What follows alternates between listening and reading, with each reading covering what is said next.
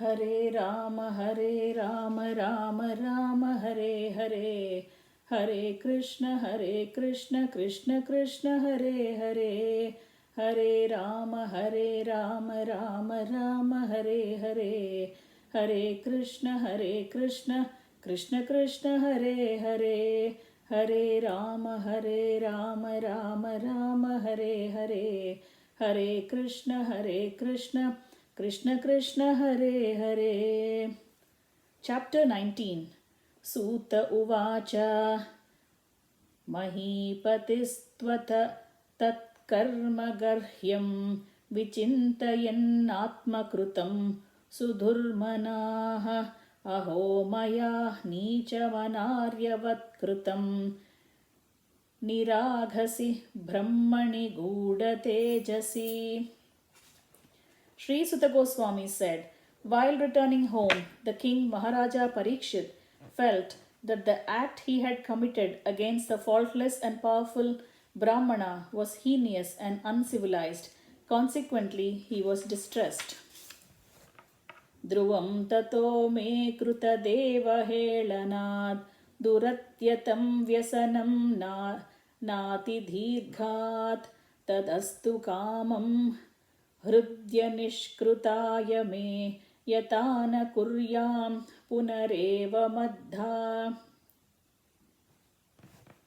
King Parikshit thought, due to my neglecting the injunctions of the Supreme Lord, I must certainly expect some difficulty to overcome me in the near future. I now desire without reservation that a calamity come now, for in this way I may be freed of the sinful action and not commit such an offense again. Adyaiva rajyam balamruddhakosham prakopita brahmakulanalo me dahatva bhadrasya punarname bhoot papiyasi dirghadvija gobhyah.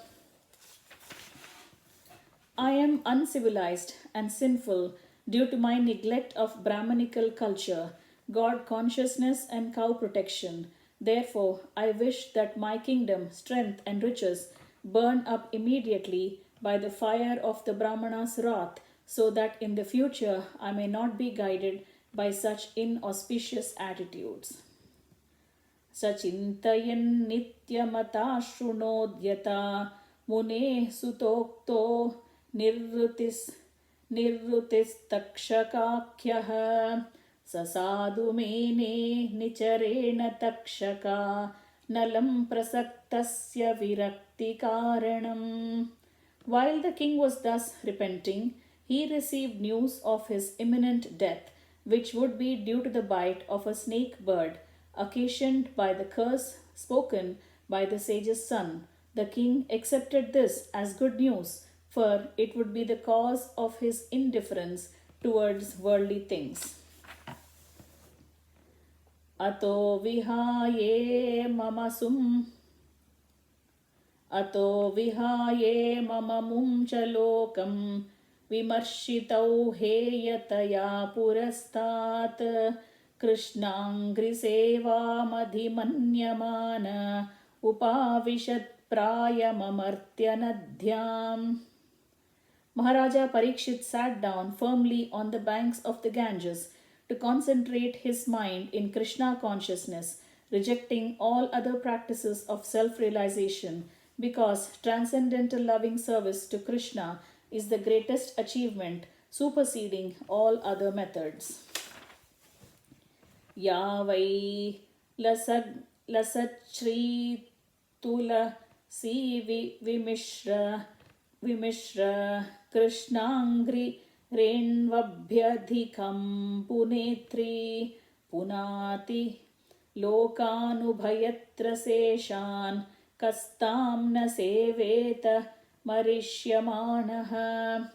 The river Ganges, by which the king sat to fast, carries the most auspicious water, which is mixed with the dust of the lotus feet of the Lord and tulasi leaves. Therefore, the water sanctifies the three worlds, inside and outside, and even sanctifies Lord Shiva and other demigods. Consequently, everyone who is destined to die must take shelter of this river. इति व्य इति व्यवि विदि इति व्यवद्दिध्य इति व्यवच्छिद्य स पाण्डवेयः प्रायोपवेशं प्रति विष्णुपद्यां दध्यौ मुकुन्दाङ्घ्रिमनन्यभावो मुनिव्रतो मुक्त समस्तसङ्गः. Thus the king, the worldly descendant of the Pandavas, decided once and for all and sat on Ganges bank to fast until death and give himself up to the lotus feet of Lord Krishna, who alone is able to award liberation. So, freeing himself from all kinds of associations and attachments, he accepted the vows of the sage.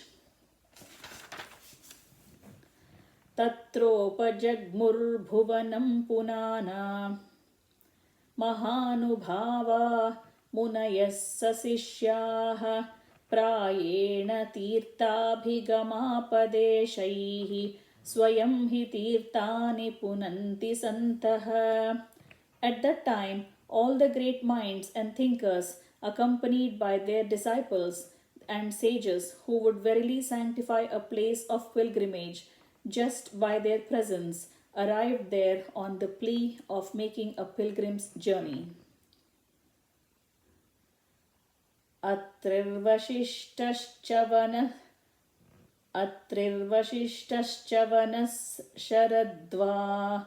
शरद्वान् अरिष्टनेभिर्भृगुरङ्गिराश्च पराशरो घादिसुतोत Ram उत्तत्य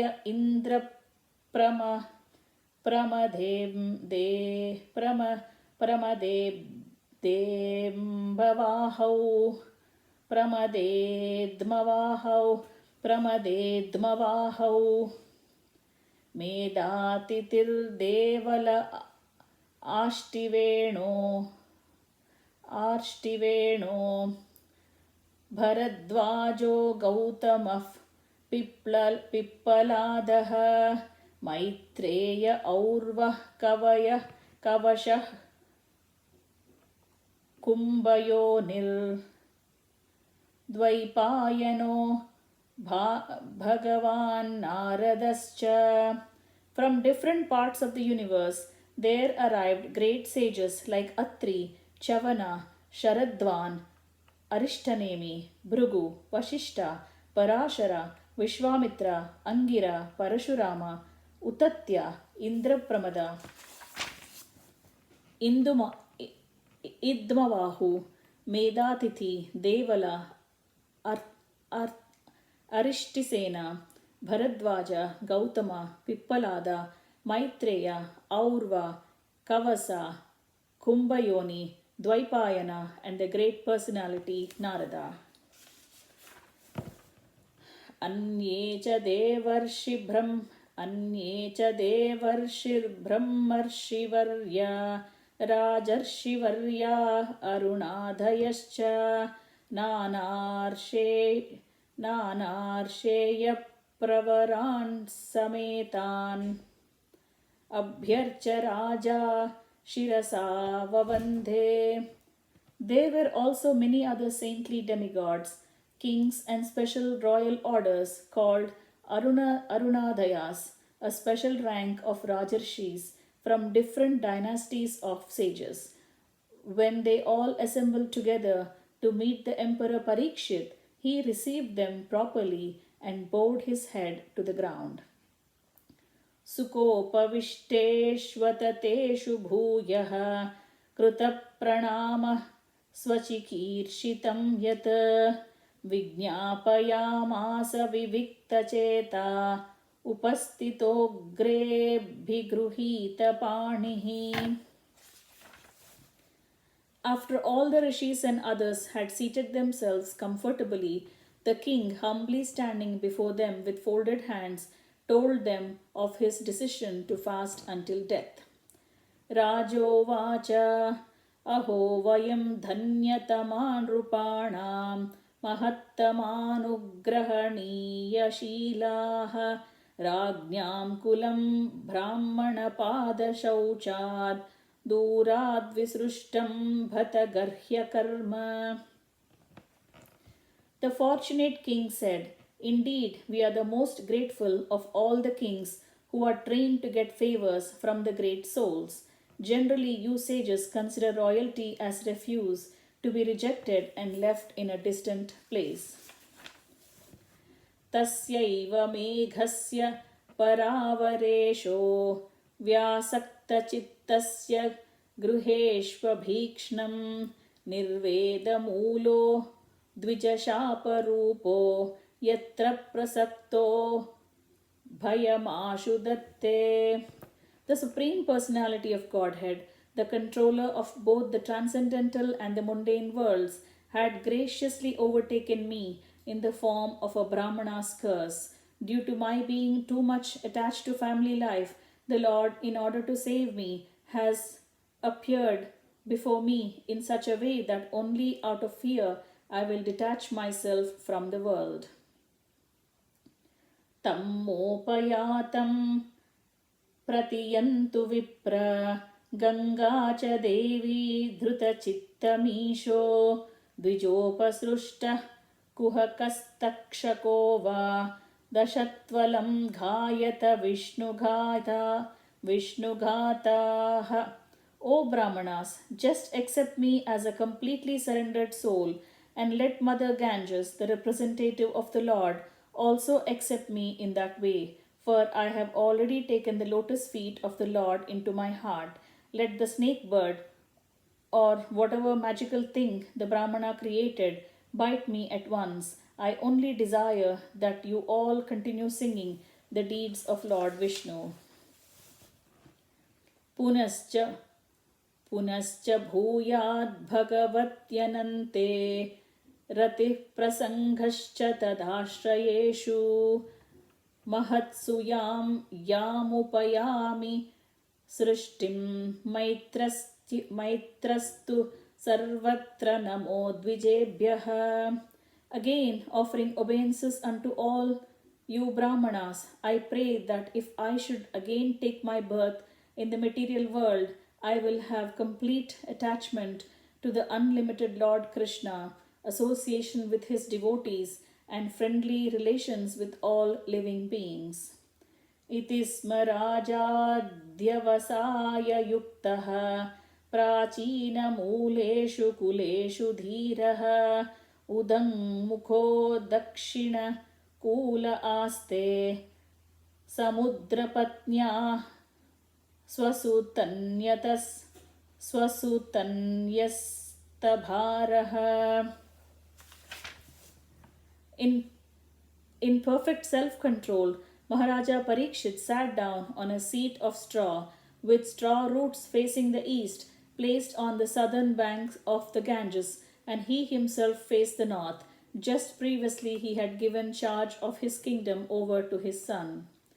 Yevam cha tasmin naradeva deve prayopavishte divi deva sanghaha prashascha bhumau vyakiran prasunair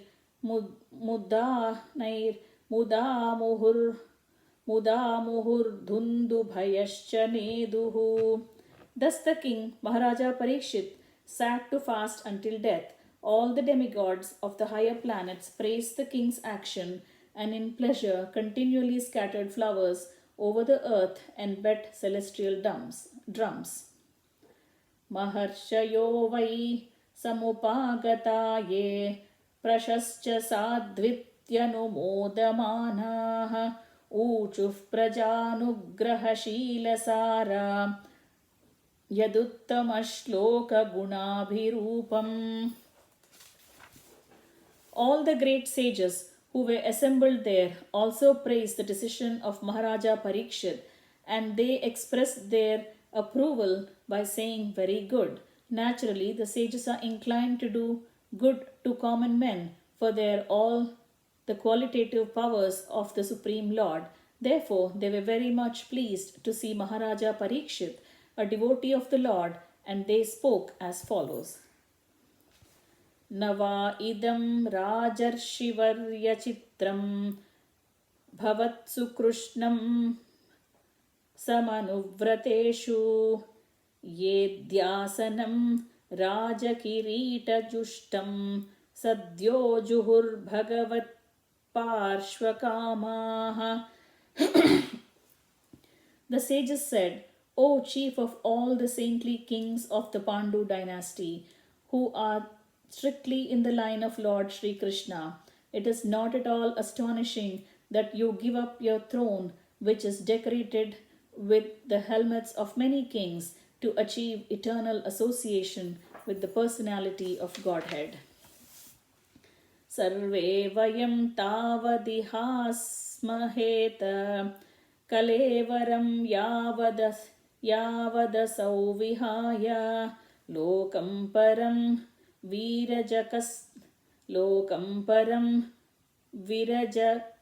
virajaskam vishokam yasyatayam bhagavata pradhanaha. We shall all wait here until the foremost devotee of the Lord, Maharaj Parikshit, returns to the supreme planet, which is completely free from all mundane contamination and all kinds of lamentation. Ashrutyatad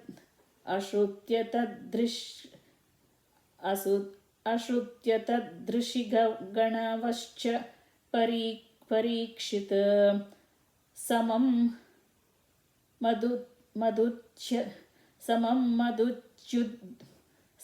maduchyud guru chavyalikam abhashatainana binandhya yuktan susrushamanascharitani Vishnoho. All that was spoken by the great sages was very sweet to hear, full of meaning and appropriately presented as perfectly true. So, after hearing them, Maharaja Parikshit, desiring to hear of the activities of Lord Sri Krishna, the personality of Godhead, congratulated the great sages.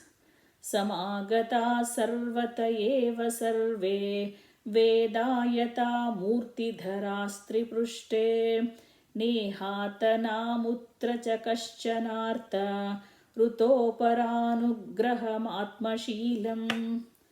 The king said, O great sages, you have all very kindly assembled here, having come from all parts of the universe. You are all as good as supreme knowledge personified, who resides in the planet above the three worlds, Satyaloka. Consequently, you are naturally inclined to do good to others, and but for this, you have no interest either in this life or in the next. Tataschavah prutyamimam vipruche vishrambhya vipra iti krutyatayam sarvatmana mriyamanaischa krutyam shuddham cha tatramrushatabhiyuktaha. O trustworthy Brahmanas, I now ask you about my immediate duty. Please, after proper deliberation, tell me of the unalloyed duty of everyone in all circumstances, and specially for those who are just about to die. Tatra bhavad bhagavan vyasaputro yadhruchaya ghamata manonapekshaha alakshyalingo nijalava tushto vrutascha balairavadhutaveshaha. Tatra bhavad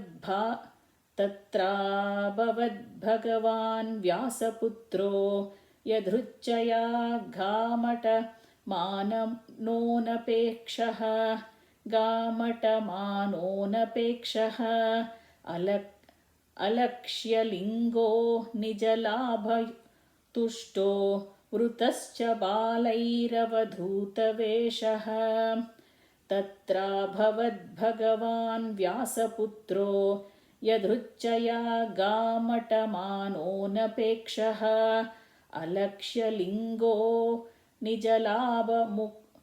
निजलाभतुष्टो वृतश्च बालैरवधूतवेषः. At that moment, there appeared the powerful son of Vyasadeva, who travelled over the earth disinterested and satisfied with himself. He did not manifest any symptoms of belonging to any social order or status of life. He was surrounded with women and children, and he dressed as if others had neglected him. Tam Vyashtavarsham Sukumarapad Karoru Bahvam Sakapolagatram Charvayatakshonnasa Tulyakarna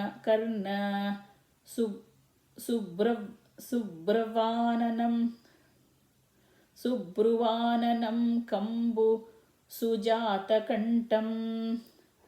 This son of Vyasadeva was only 16 years old. His legs, hands, thighs, arms, shoulders, forehead, and the other parts of his body were all delicately formed. His eyes were beautifully wide, and his nose and ears were highly raised. He had a very attractive face, and his neck was well formed and beautiful like a conch shell.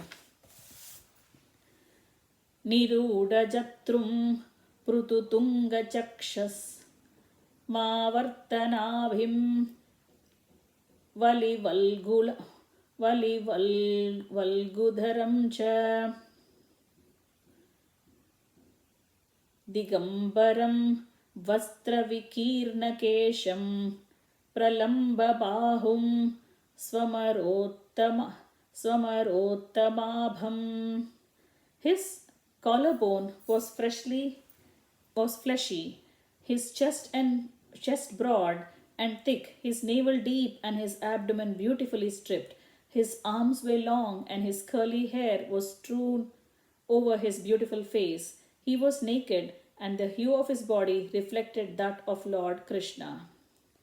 Shyamam sadapi vayongalakshmya strinam manognyam ruchirasmitena pratyuttitaste munayasva swasanebhya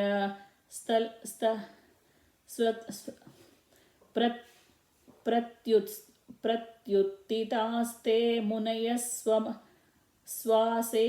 swasanebhyas talakshanaඥā api gūda varchasam.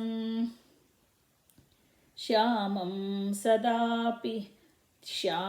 sadapi vyavatongalakshmya strinam manognyam ruchirasmitena pratyuttitaste munayasvasanebhyas tallakshanaඥā api gūdavarchasam.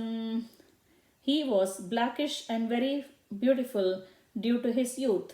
Because of the glamour of his body and his attractive smiles, he was pleasing to women. Though he tried to cover his natural glories, the great sages present there were all expert in the art of physiognomy, and so they honored him by raising from their seats.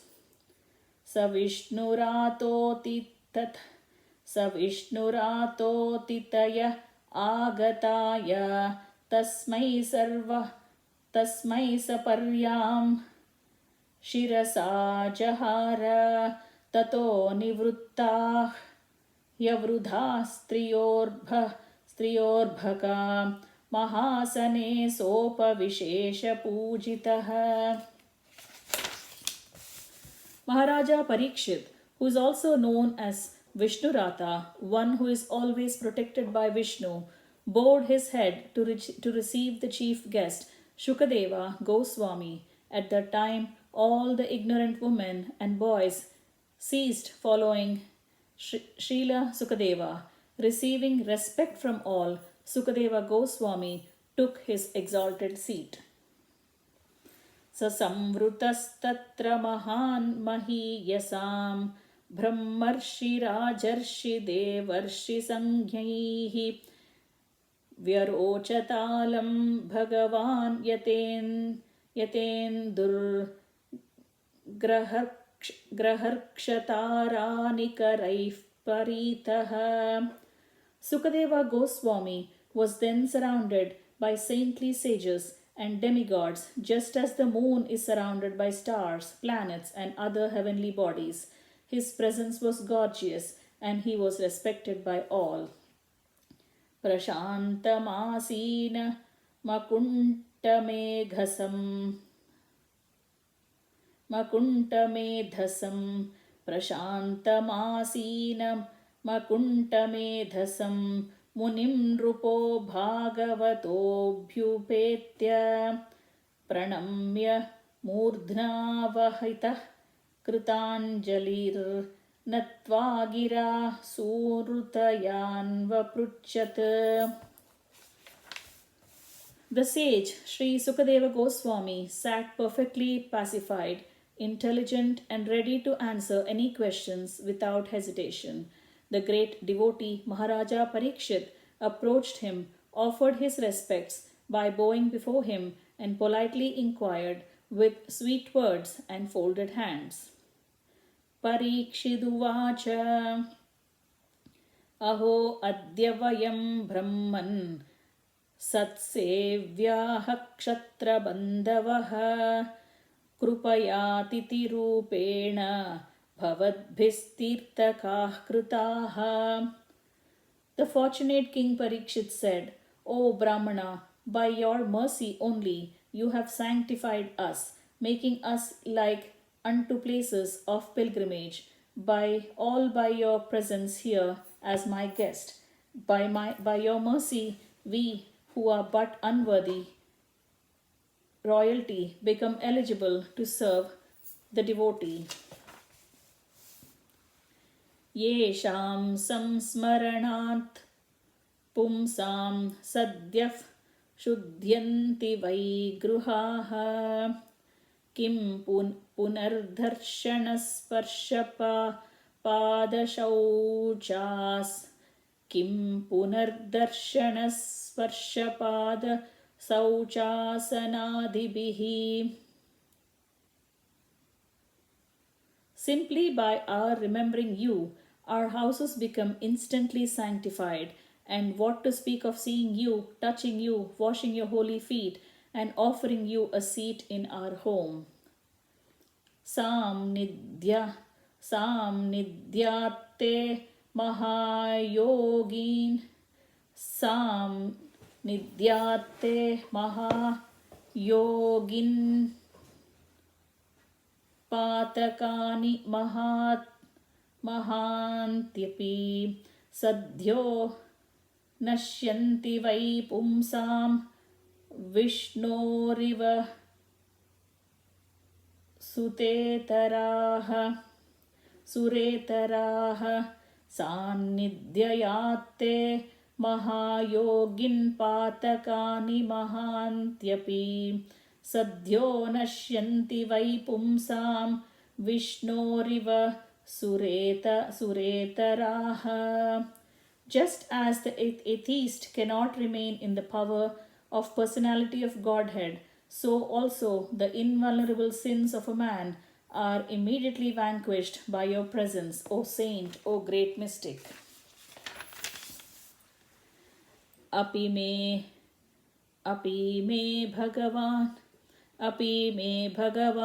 Pritaha Krishnah Pandu Sutapriyaha Paitrushvaseya Prityartam Tadgotrasyatta Bandavaha. Lord Krishna, the personality of Godhead, who is very dear to the sons of King Pandu, has accepted me as one of their relatives just to please his great cousins and brothers.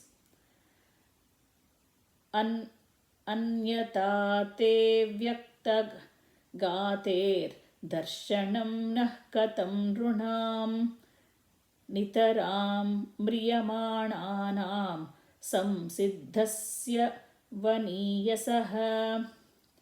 Otherwise, without being inspired by Lord Krishna, how is it that you have voluntarily appeared here, though you are moving incognito to the common man and are not visible to us who are on the verge of death? Atah pruchami samsiddhim yoginam paramam gurum purushasyeha yat karyam mriyamanasya sarvata. You are the spiritual master of the great saints and devotees. I am therefore begging you to show the way of perfection for all persons and especially for one who is about to die. Yachrotavyamato japyam yat kartavyam nruvih prabho smartavyam bhajaniyam va bruhi yadva viparyayam. Please let me know what a man should hear, chant, remember and worship, and also what he should not do. Please explain all this to me.